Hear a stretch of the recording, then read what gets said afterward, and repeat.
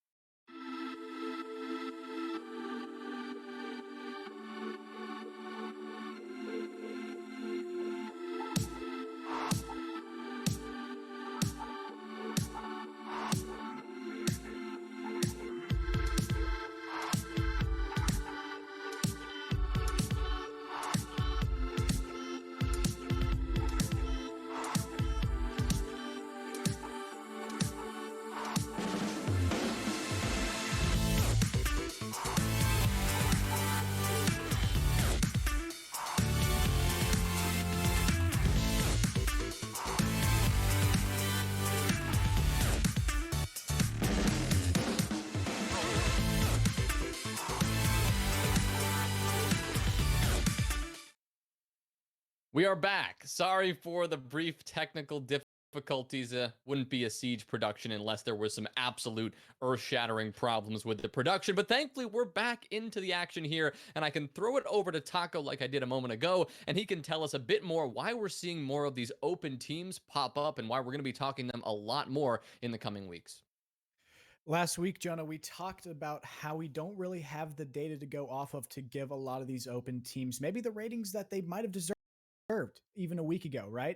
Not saying that their launch this week has changed what they deserve, but this just shows us that they have proved the rank that they are starting to get. That being said, there's still a lot of playoffs to go, and these open teams are starting to show that maybe they can climb even higher than they already have. That being said, we're going to have to see them play a lot more tougher matchups going on forward, not a lot of freebies as we move later into these playoffs.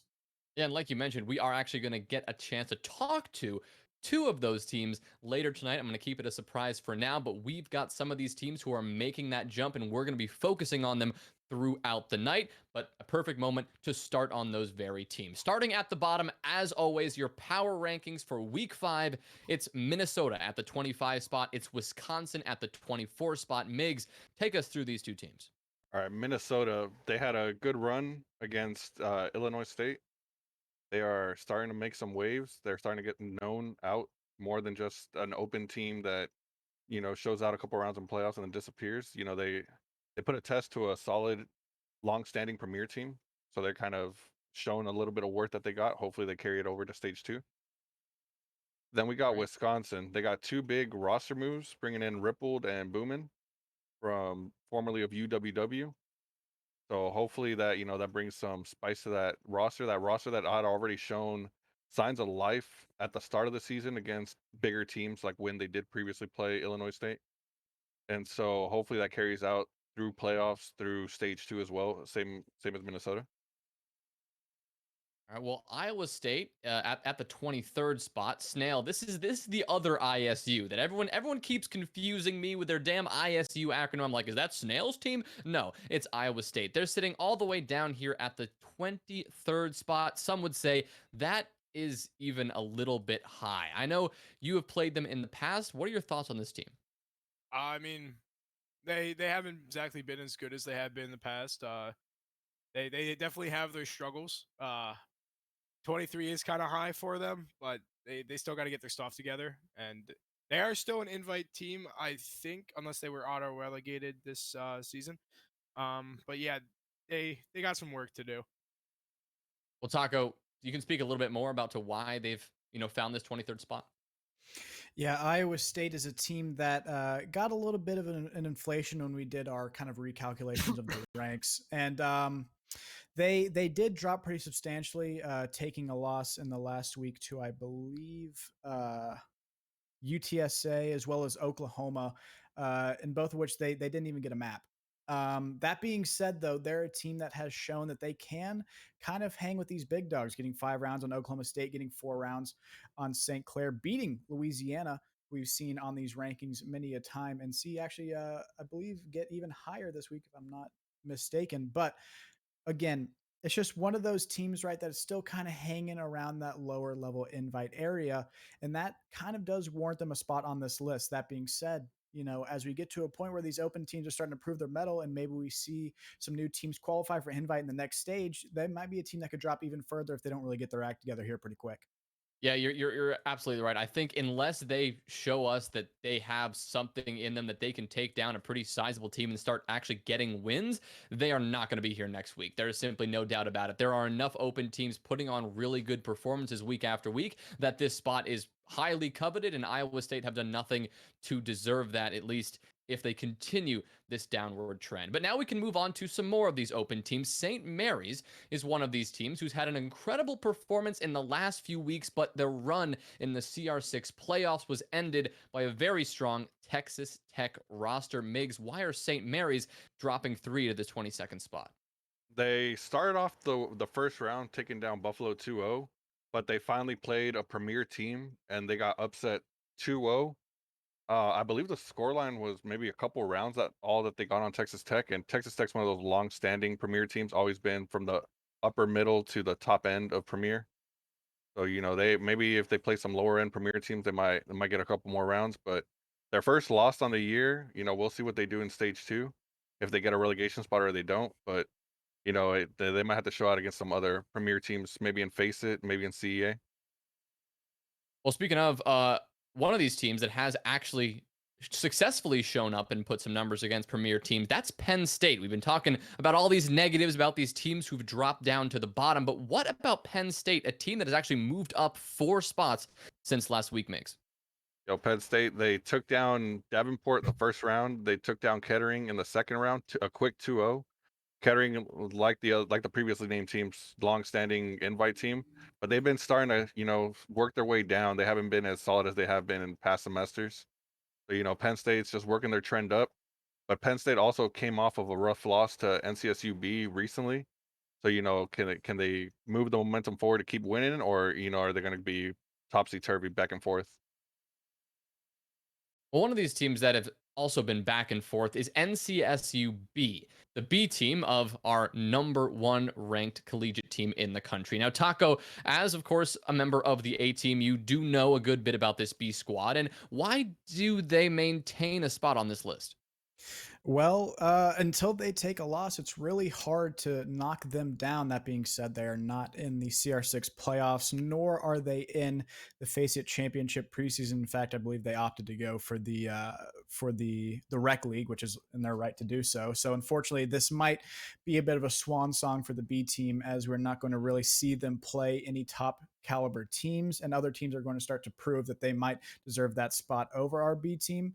That being said, taking down a team like Penn State, who has beat Kettering recently, just shows that they are really a pretty capable team. And I hope that, maybe we'll see. I don't want to get ahead of myself here, Jonah, but maybe we'll see a dual NCSU Face It win coming this fall. All right, bold claims there, bold claims, and I guess we'll continue to work our way up the power rankings, but we're gonna get back to some of these bold claims just a little bit later. Let's jump to 18. Let's talk about Oklahoma. This is another one of those premier teams that is really the bottom of the premier barrel. Yet they still maintain the 18 spot and actually haven't seen any change from last week. Jagged, why no change? I mean, honestly, Oklahoma, they've been playing pretty much so and so. Their premier games inside of groups, they are basically what you would expect, winning the teams that they should beat, losing the teams that they also should lose to. Inside of CR6 playoffs, I mean, we've had 2 wins: Arizona, Iowa State. They've been relatively solid. Nothing really out of the ordinary for them, but you don't really have enough to start moving them up, or really anything to start moving them down. So there's not a whole lot you can do with them right now. I was actually just realized I skipped over Virginia Tech there, but another one of these teams, Jagged, who has been, wishy-washy, another bottom premier team, and they've also dropped 2 spots this week. Yeah, I mean Virginia Tech. I mean, if I go ahead and pull up their results right now, I mean they haven't been like looking too good. I think they got like a forfeit win, if I remember correctly. They forfeit lost yesterday in the collegiate championship preseason, but they went out of CR6 playoffs to an 0-2 loss to Kent State, who just popped up on the rankings right above them. Kent State's a new team on the win, but they got a 2-0 win over Bradley. Not really a whole lot to write home about for them either. It's just another one of those where you don't really have enough like data to kind of interpret what they're doing. All right, well, moving to the 17 spot. Taco, I'll go to you for Kent State, one of these open teams who has made a tremendous statement coming into the CR6 playoffs, and they are a team that has some upsets under their belt. Yeah, Kent State is a team coming into the CR6 playoffs at the very top of the open standings. Their round differential was pretty impressive as they made their way into the playoffs. So they did find themselves at a pretty decent seating as far as open teams go. And they continued their reign of terror as they have gone through these first 2 rounds of playoffs, taking down Alberta, which, we don't really know how solid of a win that was. And also taking down Virginia Tech in a 2-0, making them look a bit like pushovers. Virginia Tech, a team that has had somewhat of mixed results in these last couple of weeks, but a team that struggles, or a team that hangs in there with invite teams nonetheless. Virginia Tech couldn't even get a map off Kent State. So, they're just continuing their trend upwards, and we're going to have to see if that continues as we head into round 3 this week. Well, one of the teams that has been upset rather than a team that performed an upset is Kettering. So right now they're sitting at that number 16 spot after a 5 point drop from last week. Jagged, I'll throw this one to you again. What really was the big difference that caused this 5 point dip? I mean, honestly, it was the absolute stinker that they played versus Penn State. They dropped the ball hard during that playoff match, and that costed them a lot. I mean, like honestly, they had an easy first round game inside of the CR6 playoffs. They played UCFB, so they're playing a B team to begin with. So not really a whole lot going for them there. But losing to Penn State in the fashion that they did, I believe it was an 0-2 matchup. It absolutely was just real bad for them going up. And their groups, I think they went 50-50 inside of CR6 Premier. Um, they, like Mick said earlier, they've been on a downward trend. They haven't been as like good in the recent like semester. Well, one of these teams that has, initially we thought was going to be on a downward trend, but has kind of started maybe a redemption story is the team that's sitting at our number 15 spot. That's going to be Oklahoma State. Now, Spaz, we're finally entering a territory, teams that you're comfortable with, teams that you've played against quite a bit, not only this stage of this season, but in semesters prior. Talk to me about your experience against this Oklahoma State roster and how you feel they stack up against the competition right now. And I'll tell you, OK State, they're dirty. They're not a team that needs to be slept on. I'll tell you that. They're very well coordinated. They strategize, they work together. They're not doing their individual plays. Anything they do, it's a team effort. And I think that's what's really boosted them up there to that number 15 spot. I think that they're definitely a team that could keep going on the rise against other premier teams. All right. Well, one of these teams, Spaz, that has gone on a huge rise is UBC. Now, Snail, I know pre-broadcast you talked a little bit about this team, of some familiar faces, some familiar names that maybe the collegiate scene isn't as familiar with, but maybe CL, maybe T3 has seen a good bit of. Yeah, UBC, they have Nico, who's been there for almost, I think, 3 years now. They have Elric as well. I think I'm saying his name wrong, but they've had those two solid players for quite a while, and they were very good about 2 years ago. I think they were seated around the 20s range in like season 4 playoffs. Uh, and now they picked up Valor, the CL talent that's now in collegiate, joining some other names, and doing that brings a lot of fire to your team. You have a guy who's been playing at a high level. He knows what it's like to play at a high level. He can tell his guys what to do. They can learn a lot and they can get there. And what's even bigger is their past win. They didn't even have Valor there. They stuck it to the team they played. I'm blanking on who it was. It was Alabama Huntsville. Yeah, And they took down them. Yeah. Yeah, a team that's been terrific almost all year. Just came into some problems lately with their loss to St. Clair, and now they're lost to UBC. But UBC, without their star player or the guy that you'd assume would be their star player, not even there, just really sticking it to UAH and showing that they're a team to be reckoned with. Yeah, one of the 3 teams this week who performed pretty massive upset. Of course, Kent State over Virginia Tech, not a huge upset. Penn State over Kettering, again, not a massive upset, but still one of substance. But UBC over Alabama Huntsville, a team that has consistently been within the top 10 of Collegiate Siege, especially this stage. That is a very impressive upset to say the least. But Snail, I'll keep things with you for a little bit because we're going to a team you are quite familiar with. Of course, your own team sitting at the number 13 spot. Now, I've got to admit, this has been one of the more controversial placements every single week. No matter where we put Illinois State, somebody is complaining that they don't even deserve to be on this list. What do you have to say to all the haters out there? Oh, I mean, I don't know what's been going on in my team. Like we're I couldn't even tell you. We try to practice, doesn't go well. I don't really have a lot of time. We're in a schedule crunch. But I mean, lately we finally gotten into a groove where we actually like feel like we're playing good Siege. Taco knows himself. He saw our extremely exquisite Oregon defenses there. The one where you nitroed yourself. Oh yes, that one was Yeah. absolutely terrific. But we're looking a little bit better now. It feels a little bit better. We've had to make some changes. We have Fortra on the IR for at least 2 weeks with a hand injury and a whole lot of other injuries to his body. We got our sub in there. He's doing real well. And yeah, I don't really know what else to say. I mean, we won again tonight against UBC. We won our playoff match against Minnesota, as ugly and scary as it did look, had to rip off 7 rounds in a row and win 14 of the last 17 to advance, but we got it done. We got to play the old school gritty Illinois State siege if we hope to win. We can't be looking like T3 players because I left T3 for a reason. I don't want to go back there. But Well, yeah, for some clarity, you said UBC, you guys took down and faced it. It's actually UMBC, yeah. University of Maryland, Baltimore County. So just clarifying that, because UBC, of course, they're on the rise. Yeah. Want to make sure they get those victories. And losing to Illinois State, that wouldn't look good. It never looks good.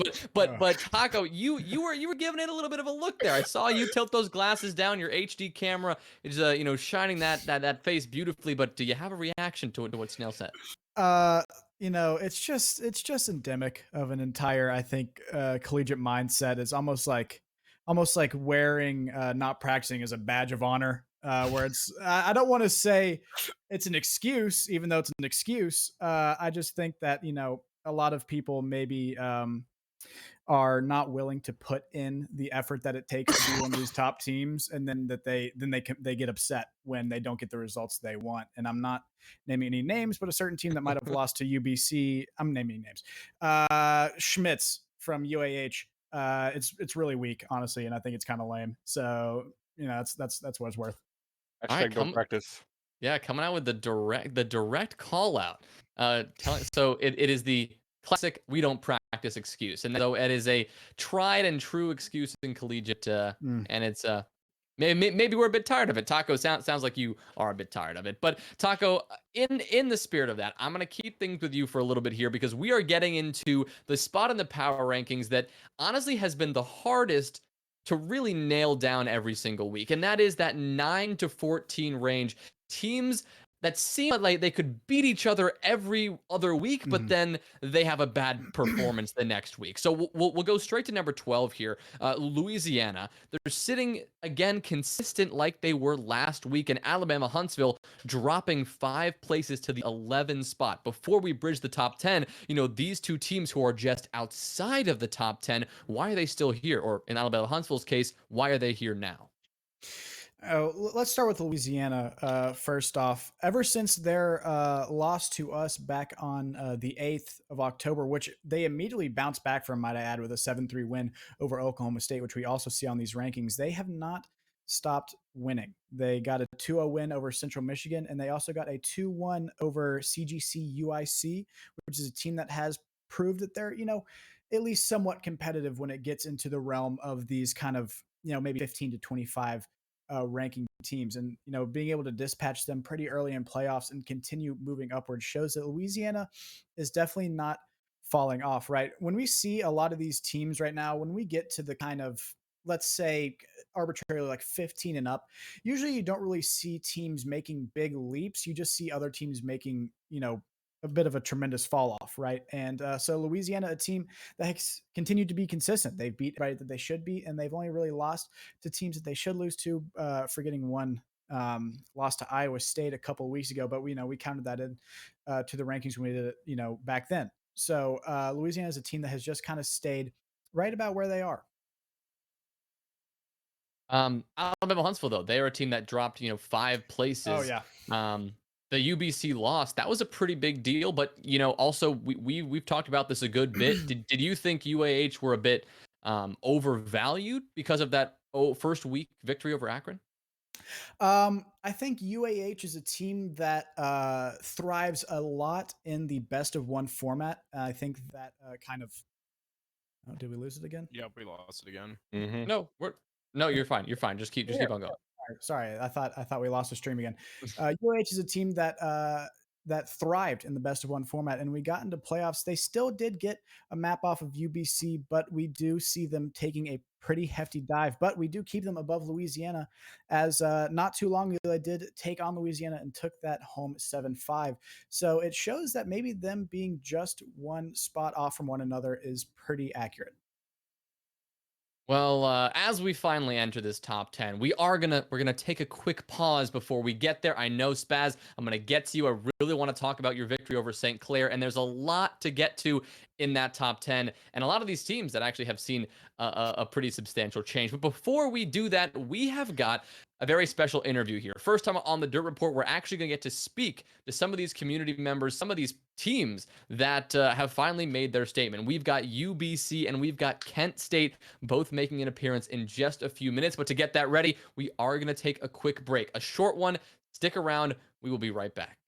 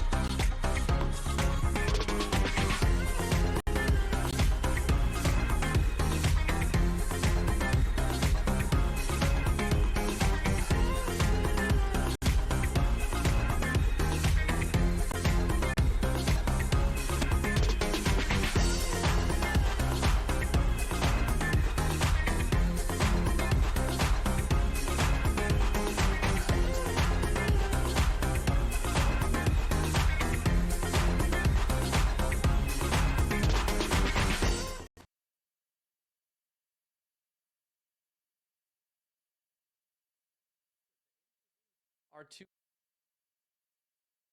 in the fucking in the dirt in dirt. Yeah. Oh. First of all, welcome, guys. Thank you for joining me. It's a pleasure to have you. And we've got a lot to talk about because both of your teams have really started off the CR6 playoffs, this mini major, in pretty successful fashion.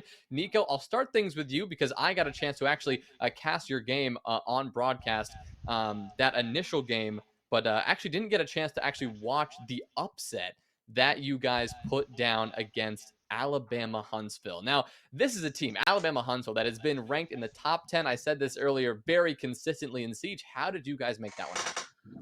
So we got news pretty early in the day that Valor wasn't going to be able to make it, and there was no chance we'd be able to get the reschedule. So we went ahead with our original player, just basically went in with no expectations, played a bit loose, had fun with it, and we managed to come out with the win.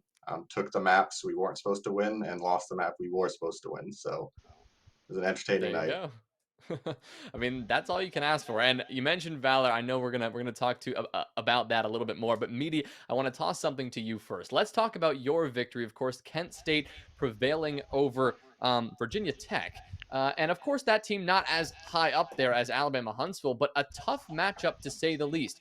What really is, I think, your greater accomplishment is coming out of Open as the top rated Open team, the number one Open team to enter into the playoffs, that 18 seed, a coveted spot. How did you put such a good performance together in that Open season? Oh, our guys are phenomenal all across the board. All of us, take gunfights with the best of them. And we really put a lot of work in this year. I'm the new addition to the roster, so I've come in and I've really tried to help these guys because I have comp experience before. So I've tried to help these guys getting better and really relying on the fundamentals of things. So we've just been focusing up and doing the best that we can, and I really believe that we can hang with the best of them. So. Well, absolutely. And I'm silly me, but I forgot to ask both of you. I would love to hear, like, just list out your roster. Tell me, who, what these players are. If you have an IGL, maybe identify that IGL, maybe identify that central figure. Media, I'll start with you. Okay, so our IGL and captain is Snooky. We have Jaxer, who is usually our entry. We have I'll just go Shane. Shane is Shane's our support, our secondary support. We've got Ethan Crusade, our flex operator, and then there's me, this hard reach and SMG 11. So that's all of us. Yeah. Awesome. Well, Nico, to you. So we run with 6, so it's me who's the IGL and kind of support player. And we have Valor who's a fragger, Eric who's a fragger, Nate who's a fragger, Spacebar when he's playing is a hard breach, and Sheba who's also a support player. So we just run whatever 5 we have on that night. We're pretty confident that no matter what 5 we put out, we'll be the better team. So can't really argue. Yeah, well, speaking of, a point I wanted to bring up now is, of course, Valor. I mean, you can't have a CL player on your roster and it not, prick up some ears. Of course, he played on Aqualix in stage 1, had a pretty good performance. But what is it like having Valor come in to your team? Is it a lot of leadership that he brings? Is it a lot of experience? Or is it just another gun you like to have in your back pocket? So he came to us, I think, a day before roster lock. So we got him in at the last minute we could. He just brings he brings good IGL experience. He brings some leadership experience and just the fragging. I don't know if there's anyone who can go toe for toe with him round in, round out.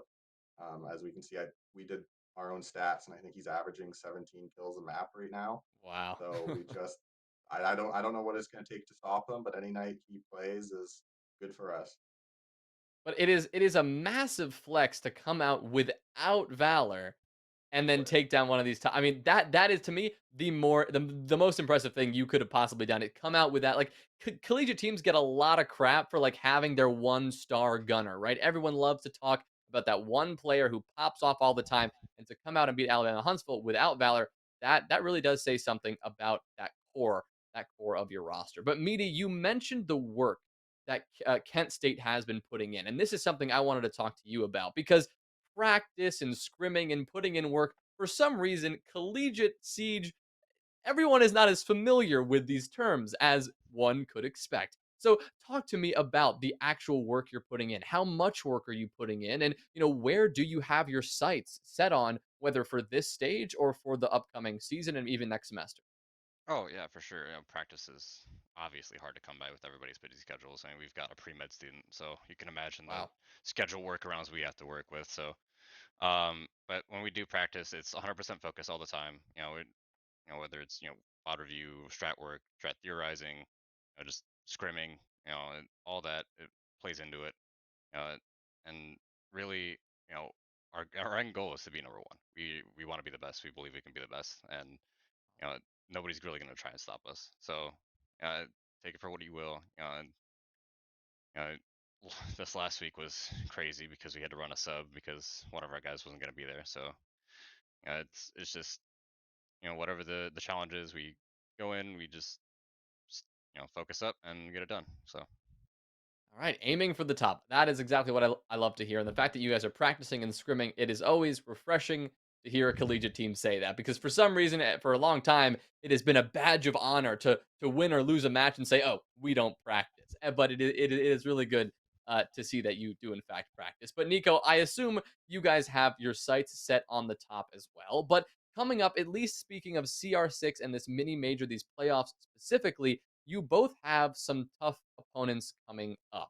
Nico, of course, coming to you first. You guys are playing Texas Tech next week. Now, or this week rather, in a couple of days. Uh Talk to me about your prep for this matchup and your expectations going in.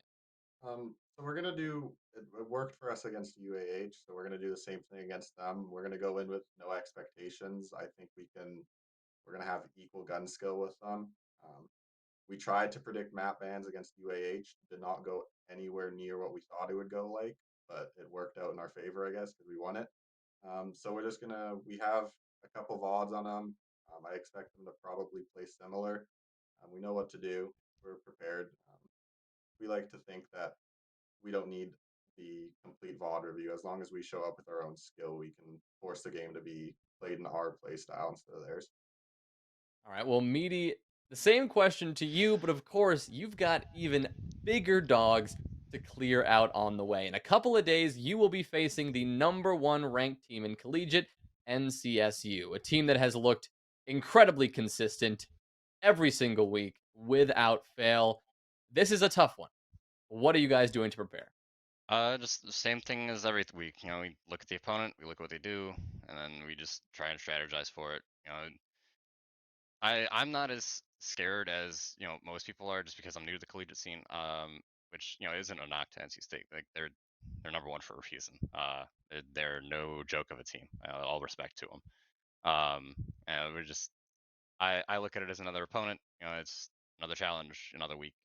It's another game. And we kind of feel the same. Like sure, it's the dreaded NC State, but all in all, it's just another game, another week. Another team to prepare for. Awesome. Well, I suppose for you guys, as far as you get, if you hang in there, I mean, it is a perfect opportunity for both of you to prove your team's strengths against some of the best of the best. Obviously, you both have already done that, getting upset victories in this second week of the playoffs. But going forward, I expect to see you guys climbing, and I'm super excited to see how you guys shape up in especially the coming Face It preseason and next in the spring when we got the collegiate championship. Super excited to see how you guys stack up. But I think that's going to do it for us tonight. Thank you both, Nico, Meaty. Thank you for stopping by. And I am super excited to see what both British Columbia and Kent State can pull forward in the next coming weeks. And good luck in the playoffs. Thank you. All right. Thank Yeah. you. All right, guys, have a good night. And for everyone else watching, we'll be back with the power rankings. We're going to dive back in to our top 10 and start getting into some playoff predictions in just a few moments, but we're going to take a quick break. So stick around. We'll be right back.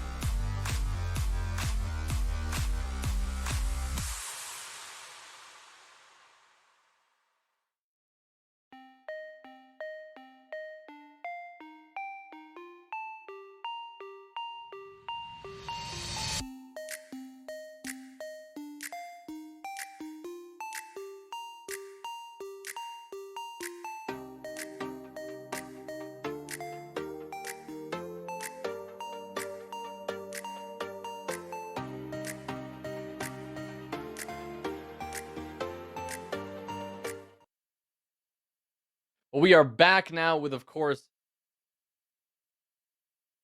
tonight, including Jeffrey the cat on Jagged's shoulder. I think that's what everyone really wanted to see. But I wanted to hear from Spaz when we came back, because we are going to talk about our number 9 and 10 teams on this power ranking spot. That is, of course, Tulsa at number 9. Spaz, that's your team. And 10 is St. Clair, a team that Tulsa just prevailed over. Spaz, talk to me about your recent game against St. Clair. You were on a heater as always, but WaffleMix on your team was also putting up incredible numbers. Your entire roster really stepping things up. Talk to me about that win. Yeah, I mean, it was a great win. Let me thank Miggs for getting me on here. He's the one Shout who got out. me on here, so thanks, bro. But the main reason I wanted to come on here is I'll talk about the St. Clair match for sure. But a lot of people think that it's kind of like a one-man army with Tulsa, which is completely not the case. You got to give my teammates some credit. Uh, it's just it's really impossible to be a one-man army on Rainbow. You definitely need a team that has your back, that's doing what they need to do, and basically helping me get my frags. And while they're getting their frags too. Uh, I want to shout out Bookie, who's our support, and Wu Tang, he's our flex, along with Waffle Mex, and Doc on secondary entry, and Meat Grid, who is our coach and helps us kind of through each and every series that we're into, and also Kit Kat, who is our sub, and she actually subbed in for the first map versus St. Clair, and you can't tell me it's a one man army when my team gets 4 rounds against a premier team like St. Clair on Oregon. To me, that's awesome. That just goes to show that they don't need me to win rounds. So definitely shout out there. I almost didn't even get to play in that series because we had some scheduling issues, and I think one of their players could only play at 7:30, couldn't reschedule. Um, but ended up getting off work, getting home, taking a shower, getting that sweat off me, and then getting sweat back, you know, whenever we got in there in the lobby, just getting warmed up, everything, you know. But we ended up putting up rounds against them, and there was a little bit of trash talk in there, a little bit of egos, but we ended up coming out with the dub. I was pretty confident. I was confident in my teammates, and I think we deserve where we're at. I think we've proved that we are a top 10 team, and through practice and everything. It's kind of like Snail said, though. We are having a lot of scheduling issues, especially me. I work quite a bit, so I'm not able to be at every scrim. Um, but we still put in the effort each and every day that we can, each and every day that we have off, and it definitely shows. And yeah, that's all I Awesome. got to Well, say. I don't know if you tuned into the Dirt Report last week, but I asked everyone to give their predictions of the one team maybe that would upset a lot of these big boys and would get to the top and even, make a run for that top spot. And the majority answer was Tulsa. After seeing your team's performance this week and, being with this team for quite a while, like you have, how do you feel about your chances going forward? You've got a tough match against Purdue this coming week in the round of 16. How do you guys think you're going to fare going forward, especially against a team like Purdue? I think we're gonna do pretty good. Purdue's a great team, bunch of chill dudes. I have nothing against any of them. I have nothing against any team that doesn't talk crap. Our team, we're really good at not saying anything mean to anybody. I'd be surprised if somebody could scrounge out a clip of us saying something toxic to another team. But I have a lot of respect for teams that just play the game, play it how it's supposed to be played, play the matches out. I mean, it's collegiate Rainbow Six. There's no reason to have an ego or to be toxic or to cry over losing a match. I mean, it's just not worth it. You need to turn off the monitor and think about something else if that's what you're doing. But I think we're going to be doing pretty good against Purdue. We ended up getting 5 rounds on them in the best of one series. Tulsa's not really known for winning the first map, but best of threes is where it's at. So I'm very confident that we will at least get some maps against Purdue, if not win. All right, well, Spaz, you mentioned ego, so in my head, I'm just thinking Snail, Snail, Snail, Snail. So obviously, Snail, I'm going to you next. I'm going to you next, and we're gonna talk about the the 7 and 8 spot on the power rankings. Ohio State at 7, Texas Tech at number 8. Now they both moved up one spot, more of a result of Alabama Huntsville dropping down, but Ohio State and Texas Tech have always been teams that have been hovering in this top 10 area, and Ohio State especially has really been heating up recently. In your experience, what do you think these teams, do they have what it takes to beat these demons in the top 4?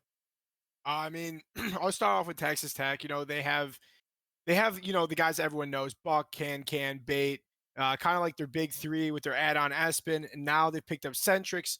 First time Texas Tech has really had what you call a solid 5 roster. They always had that problem with their 5th.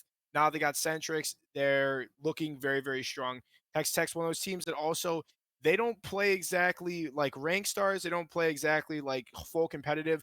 They have players that go out will single-handedly just make a hero play, win you around, and they have every guy on that team can make a play like that. They're they're a team that's very difficult to play against because even when you have a man advantage, you don't know if you're really going to win that round because they'll swing out of some doorway that you won't expect. And with that gun skill that they have, they can pull off some pretty insane shots. And then on the flip side, you have Ohio State, who is, from my experience, more of a opposite style of that. They're very structured. They know every single map. They have strats. They know how they want to play every map, and they basically play to that style every single time. They are also a team with a complete 5-man roster that every player can hold their own, and they put up a fight against basically anyone that they have they have their strats. If their strats are working, they're a hard team to beat. They know where to rotate. They know how to rotate. They know how to play, and that's why they're so high on this list. Well, as we get to the very top of this list, the 1 through 6 spot, I mean, this has been very consistent in the last few weeks. Sitting at number 1, it is North Carolina State, NCSU, the top for a while now. Purdue sitting at 2nd. They have not moved all season long. Converse and Akron, they may have flip-flopped, but they're still sitting at 3rd and 4th, respectively. Michigan Tech and GCU to follow. These teams have been up here a lot, and they don't have many games this week that are actually worth talking about, considering they had really good seeds coming in, and they didn't have a lot of, well, contentious games. But rather than talking about why they're here, because we've done that week after week, let's look forward, and let's think predictions, because we've got a handful of matchups in the next coming weeks across CR6 playoffs and in, of course, the preseason of the collegiate championship that are worth talking about. So what I want to do with these last few minutes that we have is go around and talk about every one of these matchups and just briefly get everyone's take, or at least a prediction, on who they think is going to come out on top. We'll start with one that we've already mentioned, Purdue versus Tulsa. Now, Spaz, I would assume you're gonna go with your boys. You're gonna go with Tulsa. But any other thoughts on that one, or is it just gonna be a straight Tulsa pick all through and through? No, I mean, I'm not gonna favor one team over the other just because they're my team. Purdue, they earned their second place spot. They're a great team, so I'm not gonna favor one team over the other. I think it's gonna be a good matchup. We had a good matchup in the best of one, and I think it's gonna be another good matchup in the best of three. So I'm looking All right. forward Well, to it. well, of course, going to the man himself, we expected to get some. So it was a very, very political answer. I like where you came from there. But let's get some real answers, boys. Taco, we'll go down the list from there. Taco, give me who you think's going to win that game quickly, though. Jonah, you talked about everyone voting for Tulsa to be one of those teams that makes it pretty deep in the playoffs, and I'll be the first to admit I was not one of them. I didn't see Tulsa making it very far. That being said, somebody told me they had work that day and weren't be able to play the first 2 rounds, As but did that's prank neither us here. hard, yes. Yeah, He that's neither ruined all here of our nor practice. there. That being said, though, Purdue is a team that has found themselves deep in playoffs many a time before, and it seems like that is where they are most comfortable. They're a team that's going to thrive in these high-pressure situations, and unless Tulsa is bringing something that I haven't seen before, they're going to be really difficult to knock out in a best of 3.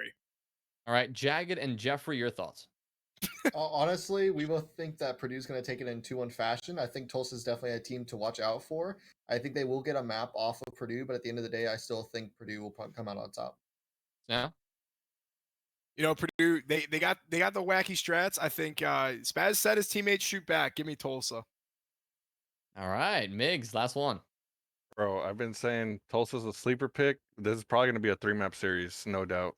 But I do think that Spaz and Waffle are about to show up. It's probably going to be maybe a 7-4, 5-7, and then like a 8-6. You Somewhere think in that Purdue or you think series. Tulsa?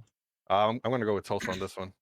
I All right. gotta say real quick. I noticed y'all were saying Waffle, and Waffle he's been fragging, but Wu Tang has been up there with me. I think y'all are meaning to say Wu Tang, who has been pretty much second fragging for like the past 3 series that we've been in. All Wu-Tang right. So was there all I last wanted year to say too. that because we got to give Wu Tang some credit too. He's been performing really good. All right, you heard it here. Shout out Wu Tang. But now we're gonna move on. We got to move on to a couple of really heater matchups we've got as well. One rematch. Now this is gonna be good, and I wish I had JM on tonight to walk through this one. But we've got St. Clair, Illinois State. Last time we saw this in a best of one, and St. Clair took it. But some would say that's because ISU had 2 disconnects, and they were out of their rehost, and they could not get that back, and they lost those final 2 rounds because of those disconnects. So Snail, naturally, I'll start with you. You lost last time. Do you think you have what it takes to beat St. Clair in a best of 3? I mean, I'm gonna say bank will be played. There will be a bank. I'm mad at that JM that he lied to me the last time we played. He said we are gonna play bank. He lied. He banned bank. He's scared. We're gonna see some bank. Also, Cow has been talking and talking and talking. He's a freshman. I don't know what's wrong with him, but I need this man to like shoot. So I think that you know SCC lights a fire under his ass. So I think he's gonna be shooting as well. And yeah, give me that. Give me a 2-0. I want a 2-0. All right. Well, for the sake of time, everyone, I don't want an explanation. I just want the team. We'll go Taco, and we'll go the same direction we went last time. Who's going to win? One word. Or 2 in case of Illinois State. Got Illinois State. Illinois State, Jagged. St. Clair. Megs. And they both lose. All right, we'll go with that. Spaz. Like for finals, So they ain't making it after that round. St. Clair and Illinois State are going to play each other in the round of 16. They're going against each other right now in like 2 days. Who do you got? Illinois State for sure. Wow. Okay. sure. So we've got some interesting predictions here. Okay. Some interesting stuff there, but let's move on to one of the most classic collegiate matchups out there. It's Akron versus Purdue. This is happening this week in 1 week's time. I think Saturday is the date. It is going to be in Face It preseason. It's the week 2 matchup. This one should be a banger. We haven't seen a lot of these two teams on broadcast a lot because, they haven't had a ton of closely contested matchups. Most games Akron has played, most games, barring a couple that Purdue has played, has been a pretty swift victory. What do you guys think? Who is going to come out on top for this one? Migs, to you first. Probably Acorn. Acorn. Is there a reason you're going with them this time? I feel like they've gotten their stuff together. They've had plenty of time to bring in the Jobu and Mitch up to speed. So they've had enough time to get into the IMAT system. All right. Taco, what about you? Because you have experience now playing Purdue. You were the only team to actually give Purdue their loss of the season. What do you think? How are they going to stack up against Akron? I'll say this first of all. This is, I think, a game that could definitely go either way, and definitely could go a 2-0 either way. I think both these teams have the ability to dominate their opponent. That being said, as we look back to these last couple of weeks, we look against the caliber, or maybe not the caliber of opponent that each team's been playing, but how seriously that each team's been taking their games. Akron comes to every game day, really, making sure they're continuing to hone their craft. It looks like they're really trying to improve each game day, even if they aren't maybe playing the toughest of opponents. And sometimes that leads to a little bit of pressure that they put on themselves. But Akron is used to playing in those kind of pressure situations, whereas Purdue, I mean, we've had laggers on entry for the last couple of weeks, and that is something that I don't think you're going to be seeing at any high level game. So I think maybe Akron might come into this game a little bit more prepared to play serious, because we are early in the season. These two teams shouldn't be ready to maybe play their most serious games, but due to the dice roll that is how these divisions worked out, they're going to have to play their most serious game next week. So I do have Akron winning this one. And like you said, I mean, and like I mentioned earlier, it is the preseason for the collegiate championship. There isn't like playoffs on the line, so that one, the stakes aren't extremely high there. So Jagged and Jeffrey will go to you, then Snail and Spaz to close this one out.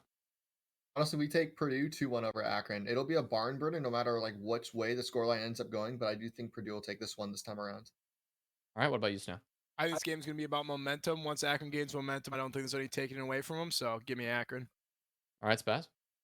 I'm gonna have to go with Akron too, because if you know Matt, you know he doesn't tolerate losing. So I think Akron takes it with Jet, Mitch, and what's it, Jobu? Yeah, I think they take it. Hennessy. And Hennessy. And Hennessy.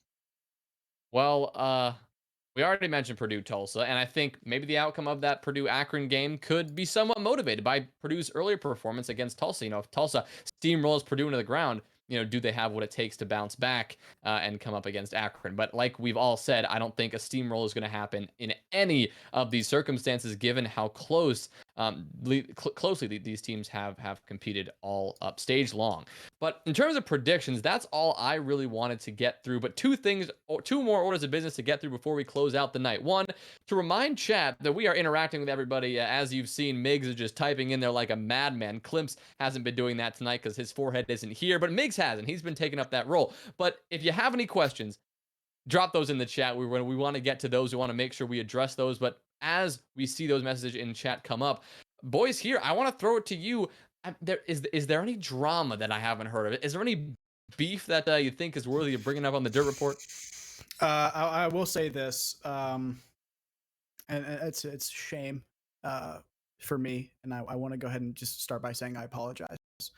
But NC State going undefeated in the season does not mean that our record does not have blemishes, and it does. And it's got a big one. This last week is recently in CEA invite, we received a minor warning for match replay against UTSA, and that was me. I was the host. I don't want you guys to look negatively on my teammates. They try to talk me out of it, but I just wouldn't hear it. I wouldn't listen to it. And I just want to go ahead and thank those good people over in San Antonio for giving me the justice that I deserve. I needed to be taught a lesson, and I just want to say I appreciate it.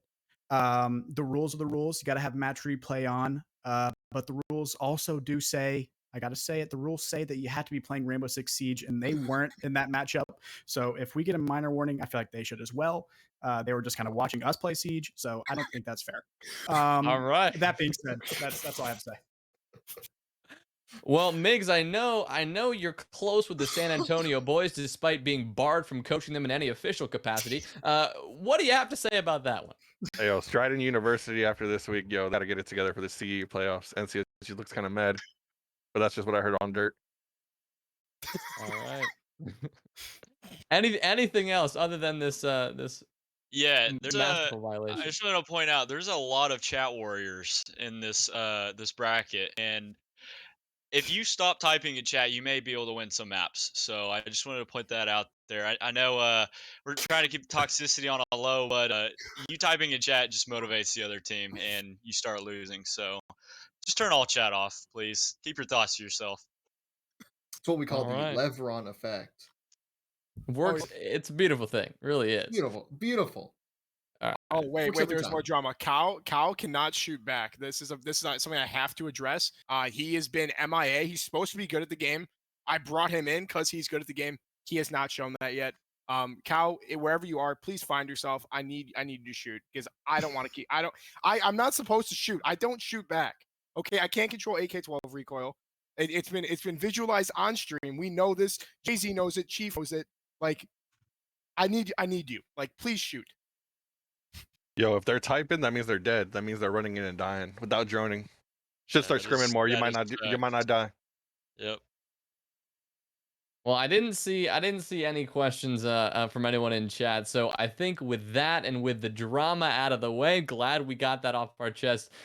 We are going to close things out for the night. Thank you all for tuning in to another wonderful episode of Dirt Report. Thank you to Spaz. Thank you to our guests, Meaty and Nico, coming in from their respective schools. Of course, Jagged, thank you for bringing Jeffrey. A pleasure to have him on as always. Yeah, we want to thank you for tuning in and hope that you continue to keep an eye out for Dirt Report coming next week. But more than that, the CR6 streams are going to be happening this week. The playoffs, the mini major is well underway. It's round of 16. It is the quarterfinals, all happening this week. Likely all going to be streamed. So just keep an eye out for those announcements right here on Collegiate R6. We are bringing you the action. We are bringing you some banger matchups.